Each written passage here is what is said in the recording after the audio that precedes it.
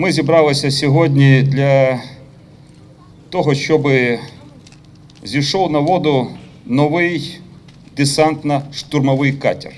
Катер, який зміцнить наші військово-морські сили, зміцнить нашу обороноздатність.